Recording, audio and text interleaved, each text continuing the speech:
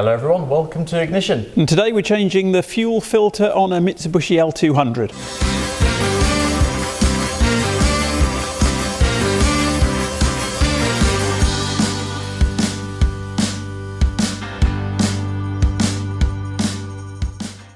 So this is allegedly quite a tricky little job. We've not done it before and we probably should have done it. In fact, it slipped us by, hadn't it, to be brutally honest? To be fair, we forgot about it. We did. We've changed the oil enough times. Yeah, we have. And this is quite complex, so it's not just an unscrew and screw on. It's got a thing in the bottom here, and we've never changed one like this before actually, so it's going to be a learning curve for all of us here watching, isn't it? Well, yeah. And so maybe some of them have changed one. True, but it's got an O-ring in it, and it's also got a screw in the top and the bottom, so we've got to get the whole unit off and then take it apart on a bench. So it's going to be quite a tricky manoeuvre, and we've also got to take off the intercooler as well. Okay. To get to it, so let's remove the intercooler. Crack on.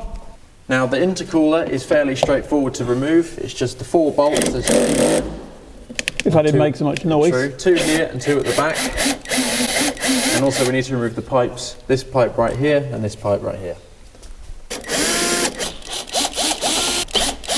one. Well, they got Give it a tug. Got to take these pipes off. Tug 1. Here. Tug 2. And there we go, number 2. And then we've just got to unplug the sensor on the right hand side. Oh. And it's just a push and pull. Push the clip in and pull it off. There we are. Him. And we need to unscrew him, actually. And now we're off. Now that the intercooler is out of the way, we can see that the fuel filter is here. So it's to take this off, we need to remove the 2 pipes on here, and we also need to remove the 2 bolts on the back here, and there is a sensor hanging down below which we'll unplug too. And it's going to be full of diesel. Yes. So we need a bucket. A catch. Yes.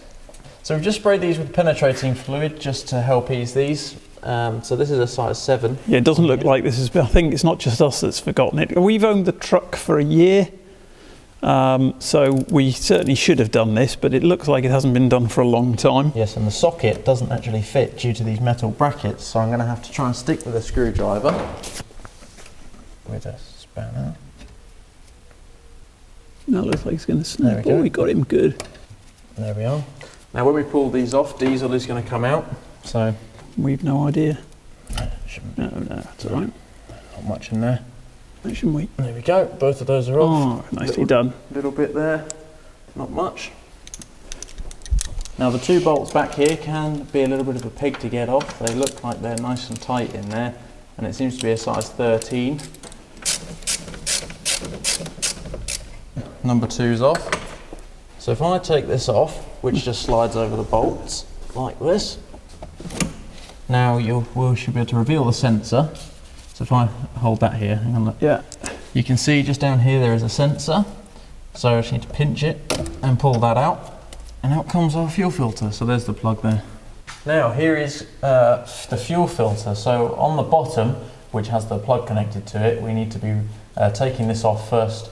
So then we can drain it, but it's got an odd sort of round piece on here. I'm sure there's a tool for this. I would imagine there's a factory tool for it. But the other thing to remember is that this is a pump. Yes, so if you push so every time we push it, the fuel's squirting out. Yeah, so try not to push that as much as you can. But my Father's Day gift that you got me, these are smooth, so they're not like mole grips as such. So it's almost like a socket. Yeah, because this is plastic. We haven't got a socket big enough. No, so we're going to use mole grips. We're going to give this a try. Yeah, so we're going to put it on a flat edge. Oh, no, yeah, blimey, that's not. Something has to go easy. That's true. Oh, a nice bit of fuel coming out. That's the vacuum come off. So we're working on a storage box lid here, so we don't get... Yeah, because we're professionals. Yeah, storage box lids. And that's got a O-ring on it. Now that should just come out. There we are. Oh, he's a little float. He is. So we need to keep him clean. We do. But now... Oh. There we are. Right, now that it's empty, it's a lot lighter. There's a specific groove on the bottom of this. There is a tool, but we don't have it, of course. No. As you wouldn't. So we're going to use an oil filter strap, so this goes on and grips it, and it shouldn't be any different. So if I hold this, do you want to do the honours of the oil strapping? Well, we've got See if I'm strong enough to hold it. or no, as the case may be. Hang on, let me get some tissue.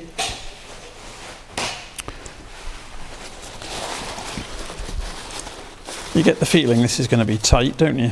Yeah. He doesn't want to grip, does he?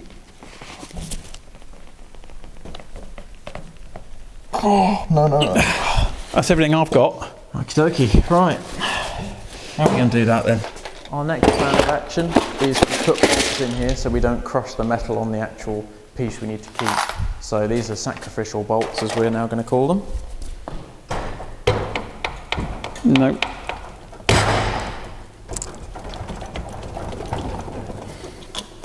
So let's go through. Yeah. Happy?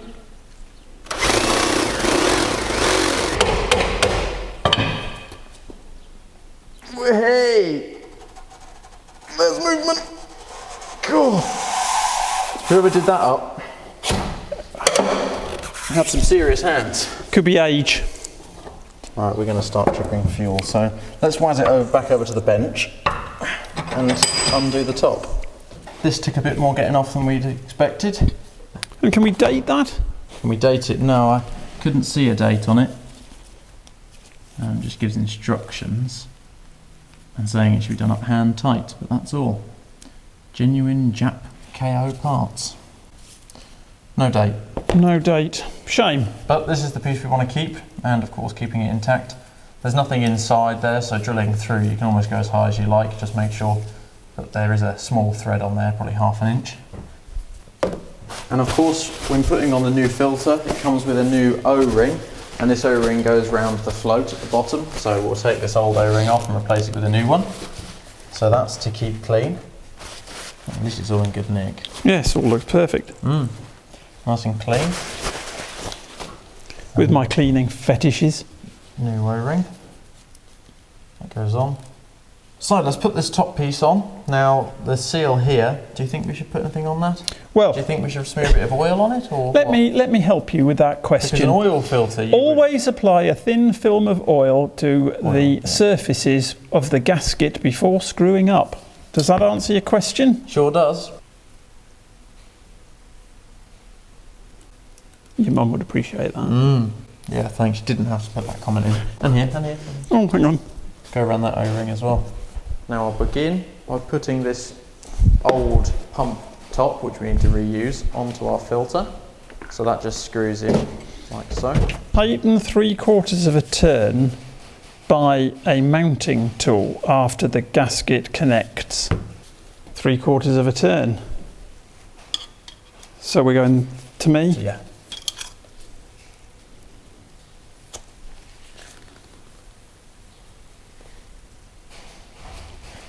Happy days? Perfect. Now put our float in. So that's been oiled. And that goes in. So we'll just give that 1/2 a turn. I'm being as gentle as I can. Yeah. Oh. Yeah. About there. Perfect, yeah. I don't think It there's doesn't much. need to be ludicrously tight, but just enough to make sure, obviously, no leaks. Now we're fully. That's it. Well, so far. I'm going to have to clean that though, because I just can't help myself. You don't have to show me being It's all right. OCD. I think I will. What I'll do is begin by plugging the connector in. There we are. And then what we'll do is just put this back on.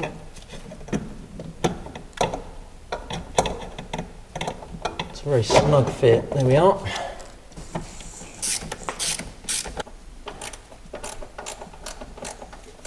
Okay, so of course we need to prime the pump before we use it. So this is where it sucks the fuel from. Now we'll put this one on here on the right hand side, which is obviously our fuel lead. So that will give us the fuel to prime the pump. So that just slides back on there like so, like that. And I'll tighten up the clamp. There we are. Again, no expense spared. I'll use one of our expensive collectors. Yes. Let's put that collector over there. So hopefully you'll be able to see the priming of the pump.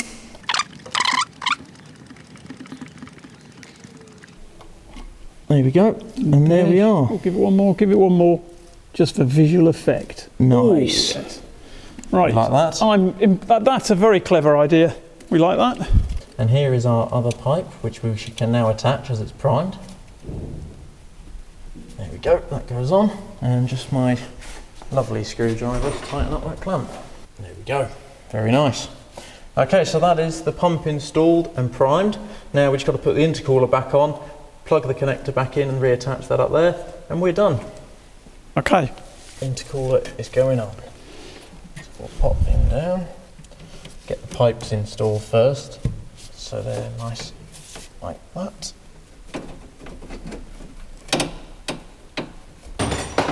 Couple of maintenance tips for you as well. If you're taking this off, make sure you put some rubber grease on these grommets, take them out and grease them. As you can see, that's been done. And if you've got some very low pressure air, maybe blow through your intercooler, but low pressure. Very low, yeah. So this electrical connector just goes back up, gets screwed in.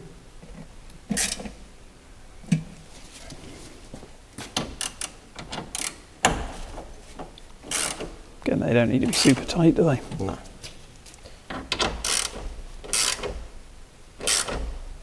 There we are. And the final thing is to plug our fan connector back in. Here we are. Very nice. Right, so it's done. Well, not that I did much. No, but it was quite an interesting one. We've worked on a couple of other cars and this was very different. I like the system myself, like the pumping mechanism, so that worked really well to prime the pump. Faff to get off though. Yeah, proper faff to get off, but quite enjoyable at the same time. So, but when it works, yeah. it hasn't started yet. No, it will. It will. It's been primed. It'll be fine. So that's it. That's all. Hopefully it was helpful because yeah. we couldn't really find much about No, there's it. not much about L200s all over the internet. You sort of look them up, and forums are okay, but sort of to do this sort of thing, videos are much more helpful. Yeah. So yes, hopefully that helped you in some sort of way. Well, frighteningly, that went quite well. It went very well. So, bang on. Hope you enjoyed it. Yes, Thanks for watching. Much appreciated.